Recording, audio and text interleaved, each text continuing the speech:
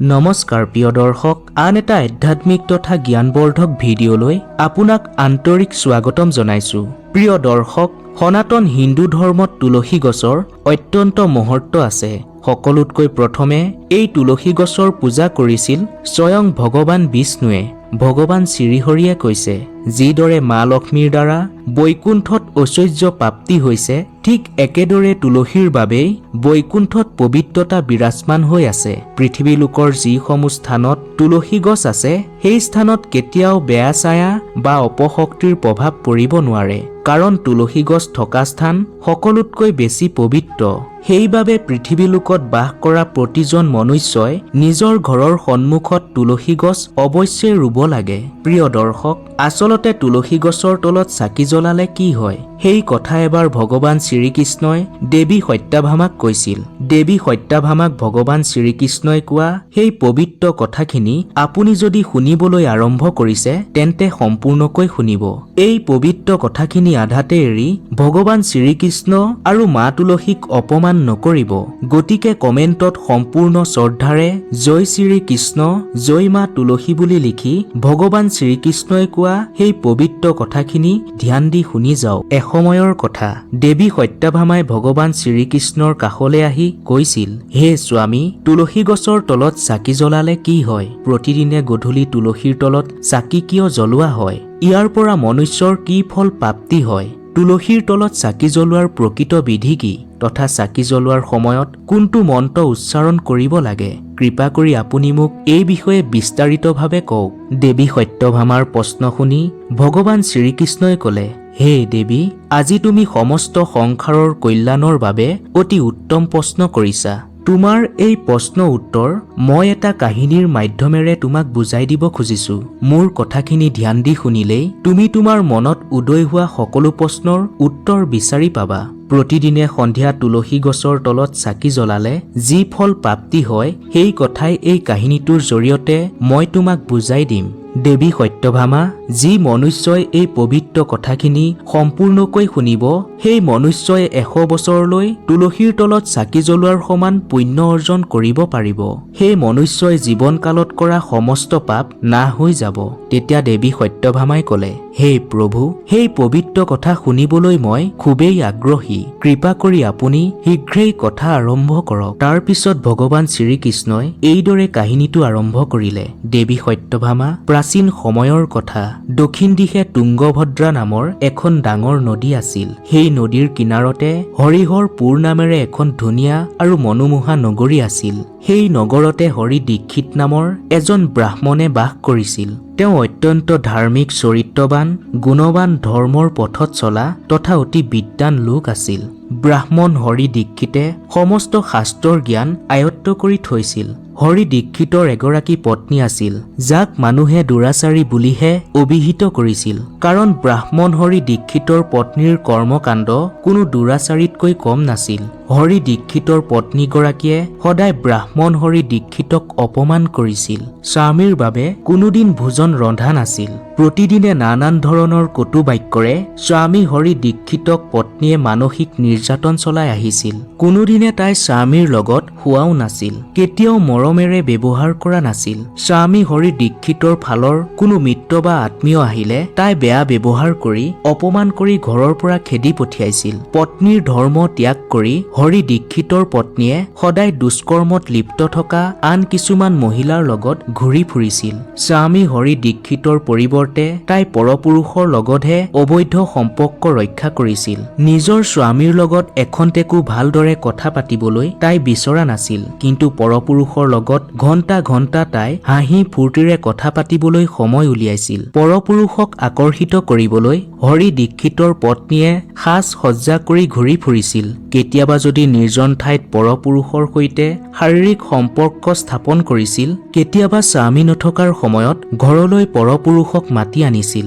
এদিন হৰি দীক্ষিতে পত্নীক ক'লে, হে প্ৰিয়ে, তুমি এগৰাকী বিবাহিত স্ত্ৰী। তুমি যি কৰি আছা সেয়া মুঠেও গ্ৰহণযোগ্য নহয়। গতিকে আজিৰ পৰা অন্তত তুমি এই বেয়া কামবোৰ ত্যাগ কৰা। এইবোৰ কৰি কিয় পাপ চপাই লৈছা? তোমাৰ কৰ্মকাণ্ডই মোৰ মনত বহুত আঘাত দিছে। ব্ৰাহ্মণ হৰি দীক্ষিতৰ কথা শুনি সেই দুৰাচাৰী পত্নীগৰাকীয়ে টান মাতেৰে কলে, কি পাপৰ ফলত মই তোৰ দৰে এটা ভিক্ষাৰীৰ লগত বিয়া হবলগীয়া হল? হয়তো আগৰ জনমত মই কিবা ডাঙৰ পাপ কৰিছিলো, সেইবাবে তোৰ দৰে স্বামী মই পাইছো। তই মোৰ কোনো অভাৱেই পূৰণ কৰিব নোৱাৰিলি। ঘৰত থাকোতে মই বহুত সুখত আছিলো। তোলৈ বিয়া হৈ অহাৰ পিছৰে পৰা মই ভিক্ষাৰীৰ দৰে থাকিবলগীয়া হৈছে। এটা ভঙা পজাত মই দিন পাৰ কৰিবলগীয়া হৈছে। তই ভিক্ষা খুজি অনা বস্তুৰে মই ভোজন কৰিবলগীয়া অৱস্থা হৈছে। তোৰ লগত থাকি মই অসহ্য হৈ পৰিছো। কোনোবা দিনা মই তোক এৰি গুচি যাম। মোৰ বাবে পুৰুষৰ কোনো অভাৱ নাই। মই বহুত ধনী পুৰুষৰ লগত বিয়াত বহিম। পত্নীৰ মুখৰ পৰা এনে কথা শুনি ব্ৰাহ্মণ হৰি দীক্ষিতে মনতে বহুত আঘাত পালে। হৰি দীক্ষিতে কলে, হে প্ৰিয়ে, তুমি এয়া কি কথা কৈছা? প্ৰিয়ে, মই তোমাৰ ভালৰ বাবেহে এইদৰে কৈছিলো। যি নাৰীয়ে নিজৰ স্বামীক ত্যাগ কৰি আন পুৰুষৰ কাষলৈ যায়, সেই নাৰী কেতিয়াও সুখী হব নোৱাৰে। যিমান ধন টকা থাকিলেও স্বামীক এৰি যোৱা নাৰীয়ে সুখ ভোগ কৰিবলৈ নাপায়। সেই নাৰী নৰকলৈ যাবলগীয়া হয়। তেতিয়া হৰি দীক্ষিতক সেই দুৰাচাৰী পত্নীয়ে কলে, নৰকলৈ তইহে যাব লাগিব, কাৰণ তোৰ কোনো কাম নাই। তই বিয়া পাতি আনি মোক যি দুখত ৰাখিছ, তাৰ বাবে তই নৰকলৈ যাব লাগিব। নিজেইতো ভিক্ষা খুজি খাও আৰু মোকো সেইবোৰ খাবলৈ দিয়। পত্নীক দুখী আৰু অসন্তুষ্ট কৰি ৰখা স্বামীও নৰকলৈ যায়, আৰু তোৰ এই ঘৰটোতো নৰকতকৈও কম নহয়। তোৰ দৰে স্বামীৰ লগত এই ভগা জুপুৰিত থকাতকৈ মই নৰকত থাকিয়েই সুখ পাম। এইদৰে হৰি দীক্ষিতক পত্নীয়ে নানান ধৰণে তিৰস্কাৰ কৰিলে, অপমান কৰিলে। ভগৱান শ্ৰীকৃষ্ণই দেৱী সত্যভামাক কলে, দেৱী, যি নাৰীয়ে নিজৰ স্বামীক অনাদৰ কৰে, অপমান কৰে, সেই নাৰীৰ ঘৰত দুৰ্ভাগ্যই বাস কৰে। স্বামীক এৰি পৰপুৰুষৰ কাষলৈ যোৱা নাৰীয়ে নৰকত ভয়ংকৰ কষ্ট ভুগিবলগীয়া হয়। দেৱী সত্যভামা, আৰু শুনা, এদিন এখন জংঘলৰ মাজৰ এজোপা গছৰ তলত থিয় হৈ হৰি দীক্ষিতৰ পত্নীয়ে কোনো পুৰুষৰ বাবে অপেক্ষা কৰি আছিল। তাইৰ মন কাম বাসনাৰ দৰে বেয়া চিন্তা ভাৱনা চলি আছিল। বহু সময় সেই বনতে অপেক্ষা কৰাৰ পিছতো সেইদিনা তাইৰ কাষলৈ কোনো পুৰুষ নাহিল। তাইৰ কাষলৈ কোনো পুৰুষ নহাত তাই বহুত ব্যাকুল হৈ পৰিল আৰু বনৰ মাজতে ইফালে সিফালে ঘূৰিবলৈ ধৰিলে। কিন্তু ইফালে সিফালে হাবাথুৰি খাই ঘূৰি ফুৰিও তাই কোনো পুৰুষক বিচাৰি নাপালে। বনৰ মাজতে তাই চিঞৰি চিঞৰি কান্দিবলৈ ধৰিলে। তাই ভাবিলে, আজি কিয় কোনো পুৰুষ এইফালেৰে নাহিল? মই এতিয়া মোৰ কাম বাসনাৰ উত্তেজনা কিদৰে শান্ত কৰোঁ? আজি ৰাতিটো মই কেনেকৈ পাৰ কৰিম? কোনো পুৰুষৰ মৰম নেপালে আজি মই পাগল হৈ যাম। মই এতিয়া কলৈ যাওঁ? কোনে মোক শান্ত কৰিব? মোৰ স্বামীটো এটা মূৰ্খ। তাৰ পৰা এইবোৰ আশা কৰাটো মূৰ্খামিৰ বাহিৰে আন একো নহয়। তাই আৰু ভাবিলে যে মোৰ দৰে এজনী ধুনীয়া নাৰীক উপভোগ কৰিবলৈ কোনো পুৰুষ আগবাঢ়ি নাহিল। আচলতে এই পুৰুষ জাতিটোৱে মূৰ্খ। মইতো ইমান ধুনীয়া যে স্বৰ্গৰ দেৱতায়ো মোক পাবলৈ ইচ্ছা কৰিব। কিন্তু এই পৃথিৱীত কাপুৰুষ বেছি আছে। মোৰ দৰে এগৰাকী অপ্সৰা সদৃশ নাৰীকো অৱজ্ঞা কৰিছে।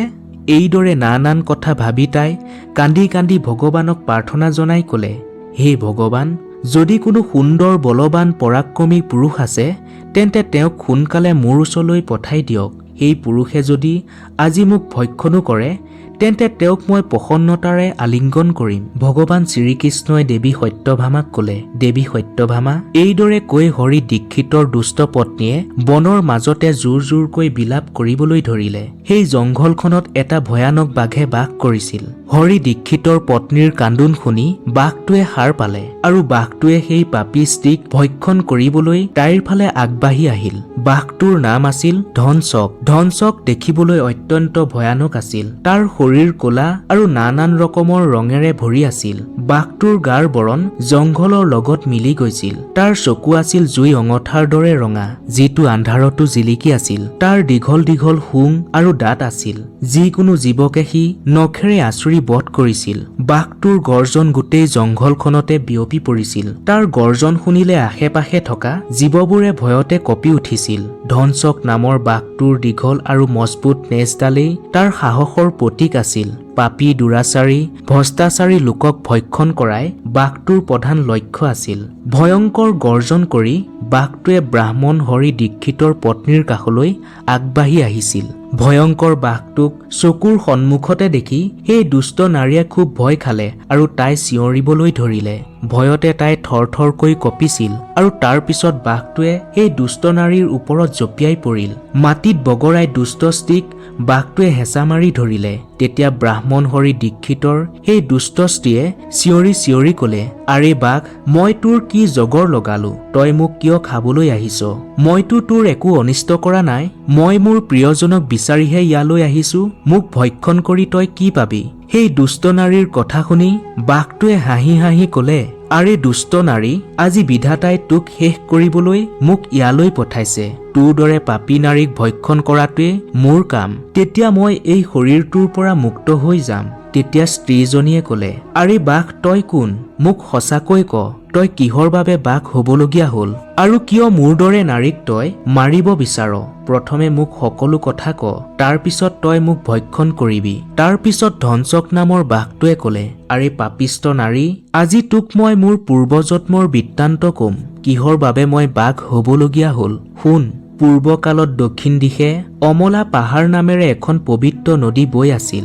সেই নদীৰ পাৰতে মুনিপৰ্ণা নামৰ এখন নগৰ আছিল। ধুনীয়া মন্দিৰ, সুন্দৰ পৰিৱেশ আৰু ধৰ্মীয় স্থানৰ বাবে এই নগৰখন প্ৰসিদ্ধ আছিল। সেই নগৰতে এটা ব্ৰাহ্মণ পৰিয়ালে বাস কৰিছিল আৰু সেই ব্ৰাহ্মণ পৰিয়ালটোতে মই জন্ম লৈছিলো। মোৰ নাম আছিল বেদানন্দ।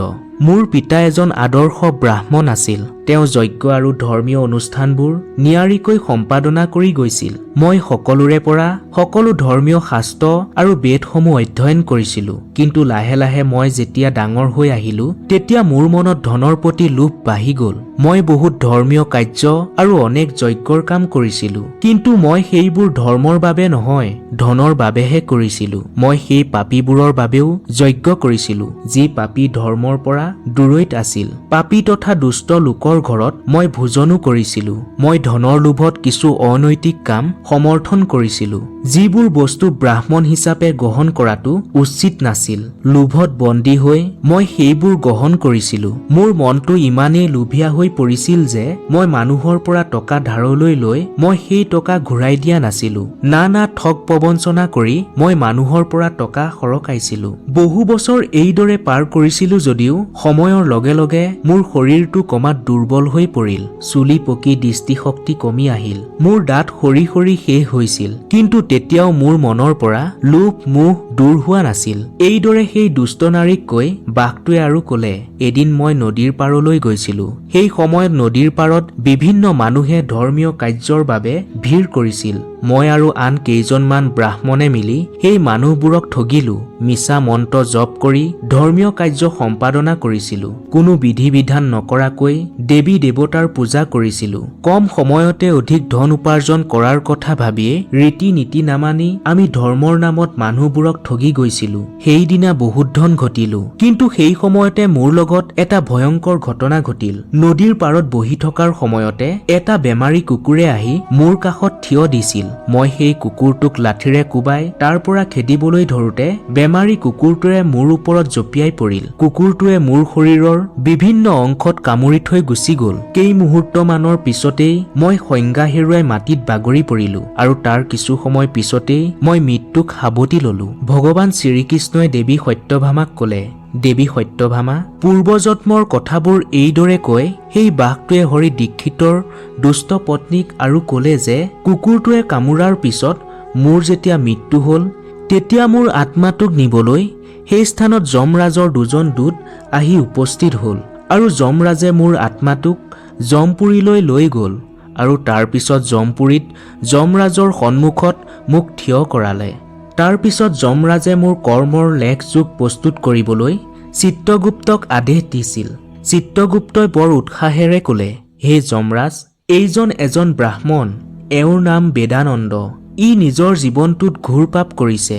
ধৰ্মৰ নামত সাধাৰণ মানুহক ঠগিছিল, মিছা মন্ত্ৰ জপ কৰি যজ্ঞ কৰিছিল আৰু ভগৱানক অপমান কৰিছিল। ধনৰ লোভত পৰি ই ধৰ্মীয় বিৰোধী কাম কৰিছিল। এই ব্ৰাহ্মণে কেতিয়াও দান ধৰ্ম কৰা নাছিল। ধৰ্মৰাজ, এই পাপী ব্ৰাহ্মণৰ নৰকৰ বাহিৰে আন কোনো স্থান নাই। তেতিয়া যমৰাজে দূতক ক'লে, দূত, এই পাপীক নৰকৰ জুইত জ্বলন্ত অগ্নিত পেলাই দিয়া। ই তাত গৈ নিজৰ কৰ্মফল ভোগ কৰিব। তাৰ পিছত মোক যমৰাজৰ দূতে নি নৰকৰ ভয়ংকৰ অগ্নিত পেলাই দিলে। বহু বছৰ ধৰি মই নৰকৰ যন্ত্ৰণাত ছটফটাই আছিলো। মোৰ আত্মাই ভয়ংকৰ কষ্ট সহিবলগীয়া হৈছিল। অনেক বছৰ কষ্ট ভোগ কৰাৰ পিছত মই এই বাঘৰ শৰীৰটো লাভ কৰিলো। তেতিয়াৰে পৰা এই দুৰ্গম জংঘলতে মই বাস কৰি আছো। ধনচক নামৰ বাঘটোৱে নিজৰ পূৰ্বজন্মৰ কাহিনী সমাপ্ত কৰি ব্ৰাহ্মণ হৰি দীক্ষিতৰ দুৰাচাৰী পত্নীক ক'লে, মই পূৰ্বজন্মৰ পাপৰ পৰা মুক্তি লাভ কৰিবলৈ সংকল্প লৈছিলো যে মই কেতিয়াও কোনো অসহায় প্ৰাণী, মহাত্মা, সাধু, সন্ন্যাসী, সতী তথা প্ৰতিব্ৰতা স্ত্ৰীক ভক্ষণ নকৰো। মই কেৱল সেই পাপী, দুৰাচাৰী আৰু লেতেৰা চৰিত্ৰ নাৰীকহে ভক্ষণ কৰিম, যিজনে অধৰ্মৰ পথেৰে খোজ দি আনৰ জীৱন দুখ দিয়ে। যি জীৱনত কোনো পুণ্য কৰ্ম নকৰে তেওঁকহে মই ভক্ষণ কৰিম। এই কাম কৰিহে মই পূৰ্বজন্মত কৰা সমস্ত পাপৰ পৰা মুক্তি লাভ কৰিব পাৰিম আৰু তেতিয়াহে মই এই বাঘৰ শৰীৰটোৰ পৰা মুক্ত হ'ব পাৰিম। এইদৰে বাঘটোৱে নিজৰ পূৰ্বজন্মৰ বৃত্তান্ত শুনোৱাৰ পিছত সেই দুষ্ট নাৰীক ক'লে, পাপিনী, তোৰ আচৰণৰ পৰাই মই সকলো কথা গম পালো। নিজৰ স্বামী থকাৰ পিছতো তই ইয়াত পৰপুৰুষৰ সৈতে সম্পৰ্ক কৰিবলৈ আহিছ, গতিকে তোক মই আজি ভক্ষণ কৰিবই লাগিব।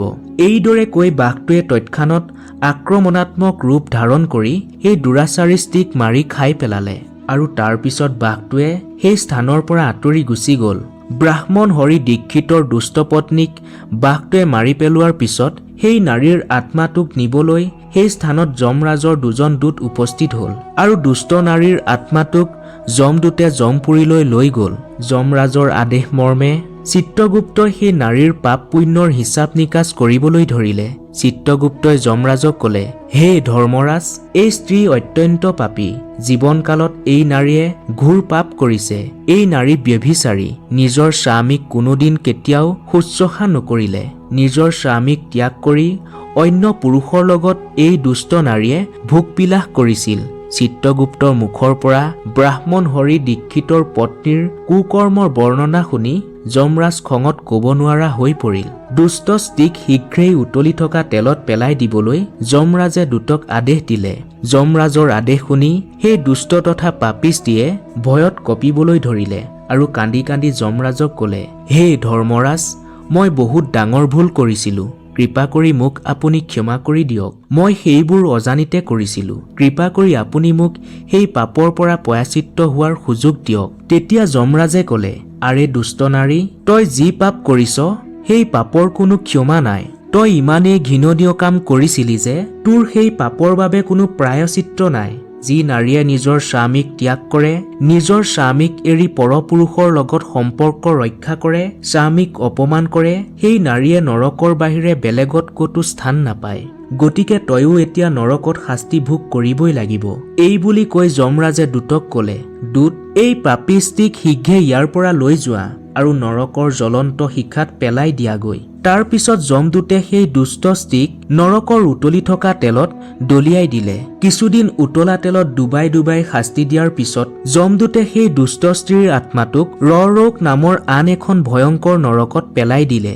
এইদৰে তাইক এখনৰ পিছত আনখন ভয়ংকৰ নৰকত শাস্তি দিয়াৰ পিছত এদিন সেই মহাপাপী স্ত্ৰীৰ আত্মাটো পুনৰ পৃথিৱীলৈ প্ৰেৰণ কৰা হ'ল। এইবাৰ তাই এজন চাণ্ডালৰ ঘৰত জন্ম পালে। চাণ্ডালৰ ঘৰত জন্ম লৈ তাই পুনৰ পাপত নিমজ্জিত হৈ পৰিল। পুনৰ নানান পুৰুষৰ লগত সম্পৰ্ক কৰিবলৈ ধৰিলে। এইদৰে কিছু বছৰ পাৰ হোৱাৰ পিছত তাই এদিন কৰ্কট ৰোগত আক্ৰান্ত হ'ল আৰু ভয়ানক কষ্ট সহিবলগীয়া হ'ল। তাইৰ শৰীৰৰ অংগবোৰ এফালৰ পৰা পচিবলৈ আৰম্ভ কৰিলে। অনেক দুখ কষ্ট যান্ত্ৰণা সহ্য কৰি এদিন তাই তীৰ্থভ্ৰমণৰ বাবে ওলাই গ'ল। এখন তীৰ্থনগৰীত প্ৰৱেশ কৰি তাই এখন আশ্ৰমত থাকিবলৈ আৰম্ভ কৰিলে। সেই আশ্ৰমতে এজোপা তুলসী গছ আছিল। আশ্ৰমৰ আন নাৰীয়ে সেই তুলসীজোপাৰ তলত সদায় সন্ধিয়া চাকি জ্বলাইছিল। সদায় সন্ধিয়া বহু নাৰীয়ে সেই তুলসী গছজোপাৰ তলত কিয় চাকি জ্বলায় তাকে ভাবি তাই বহুত আচৰিত হ'ল। এদিন তাই আশ্ৰমৰ এজন সাধুক সুধিলে, বাবা, এইটো কিহৰ পুলি আৰু এই গছপুলিটোৰ তলত সদায় মহিলাসকলে চাকি কিয় জ্বলায়? তেতিয়া সাধুজনে ক'লে, এইটো তুলসী গছৰ পুলি। এই গছ অতিকৈ পবিত্ৰ। এই তুলসী গছ দৰ্শন কৰা মাত্ৰকে মনুষ্যৰ সংকট দূৰ হৈ যায়। এই তুলসী গছত সদায় জল অৰ্পণ কৰিলে দেৱ দেৱীৰ আশীষ লাভ কৰিব পাৰি। এই তুলসী গছৰ তলত সদায় চাকি জ্বলালে সমস্ত পাপ নাশ হৈ পৰে। সাধুজনৰ কথা শুনি সেই দুষ্ট স্ত্ৰী খুবেই আচৰিত হল। তাই আকৌ সুধিলে, বাবা, যদি কোনো পাপিষ্ট স্ত্ৰীয়ে এই তুলসী গছৰ তলত চাকি জ্বলায় তেন্তে সেই স্ত্ৰীৰ পাপ মোচন হবনে? তেতিয়া সাধুৱে কলে, যিমানেই পাপ নকৰক এই তুলসী গছৰ তলত নিয়মীয়াকৈ চাকি জ্বলালে সেই পাপ অৱশ্যেই মোচন হব। এইদৰে কৈ সাধুজনে সুধিলে, হে পুত্ৰী, তুমিনো কোন আৰু তুমি মোক এই প্ৰশ্ন কিয় কৰিছা? তেতিয়া সেই দুষ্ট স্ত্ৰীয়ে কান্দি কান্দি সাধুক কলে, বাবা, মই এজনী পাপিষ্ট নাৰী। মই জীৱন কালত বহুত পাপ কৰিছো। মই এজনী ব্যভিচাৰী। মই কৰা পাপৰ বাবে আজি মোৰ এনে দশা হৈছে। বাবা, কৃপা কৰি আপুনি মোক মোৰ সমস্ত পাপৰ পৰা মুক্তিৰ উপায় দিয়ক। তেতিয়া সাধুৱে কলে, হে পুত্ৰী, তুমি চিন্তা নকৰিবা। আজিৰ পৰা তুমিও এই তুলসী গছজোপাৰ তলত সদায় সন্ধিয়া এগছি চাকি জ্বলাবা। তেতিয়া তোমাৰ সমস্ত পাপ আৰু দুখ শেষ হৈ যাব। সাধুজনৰ কথা মতেই সেই দুষ্ট নাৰীয়ে সেই দিনাৰ পৰাই সদায় সন্ধিয়া তুলসী গছজোপাৰ তলত এগছি চাকি জ্বলাবলৈ আৰম্ভ কৰিলে। এইদৰে বহুদিন আশ্ৰমতে থাকি আশ্ৰমখনৰ তুলসী গছজোপাৰ তলত তাই প্ৰতিদিন সন্ধিয়া চাকি জ্বলাই গৈছিল। এদিন সন্ধিয়া তুলসী গছজোপাৰ তলত চাকি জ্বলাবলৈ লওঁতে তাইৰ উশাহ নিশাহ বন্ধ হৈ পৰিল আৰু তাই মৃত্যুক সাৱটি ললে। তুলসী গছজোপাৰ কাষতেই তাইৰ মৃত নিথৰ শৰীৰটো পৰি আছিল। সেই সময়তে যমৰাজৰ দূতে তাইৰ আত্মাটোক যমপুৰীলৈ নিবলৈ উপস্থিত হল। যেতিয়া যমদূতে তাইৰ আত্মাটোক যমপুৰীলৈ নিবলৈ লৈছিল তেতিয়া সেই স্থানত ভগৱান বিষ্ণুৰ দুজন সেৱক উপস্থিত হল। ভগৱান বিষ্ণুৰ সেৱক দুজন অতি তেজস্বী আছিল। তেওঁলোকৰ শৰীৰৰ পৰা সোণৰ দৰে উজ্জ্বল পোহৰ বিয়পি পৰিছিল। অন্ধকাৰে আৱৰি ৰখা সেই স্থানত হঠাৎ পোহৰ হৈ পৰিছিল। ভগৱান বিষ্ণুৰ সেৱক দুজনৰ ৰূপ ইমানেই মোহনীয় আছিল যে যিকোনো মানুহে তেওঁলোকক দেখিলে মন শান্তিৰে ভৰি পৰিব। তেওঁলোকৰ মুখ জোনৰ দৰে হাঁহি বিৰিঙি আছিল। বিষ্ণুৰ সেৱকদ্বয়ে নীলা আৰু হালধীয়া ৰঙৰ বস্ত্ৰ পৰিধান কৰি আছিল। তেওঁলোকৰ কপালত আছিল জিকমিকাই থকা ফুট, যি ফুট দিব্যতাৰ প্ৰতীক আছিল। তেওঁলোকৰ হাতত গদা আছিল, যি গদা ন্যায় আৰু ধৰ্মৰ প্ৰতীক আছিল। ভগৱান বিষ্ণুৰ সেৱক দুজনে সেই স্ত্ৰীক নিজৰ দিব্য স্পৰ্শৰে মুক্তিৰ আশ্বাস দিবলৈ আহিছিল। ভগৱান বিষ্ণুৰ সেৱক দুজনে যমৰাজৰ দূতক বাধা দি কলে, হে যমদূত, এই নাৰীক এতিয়াই তোমালোকে এৰি দিয়া।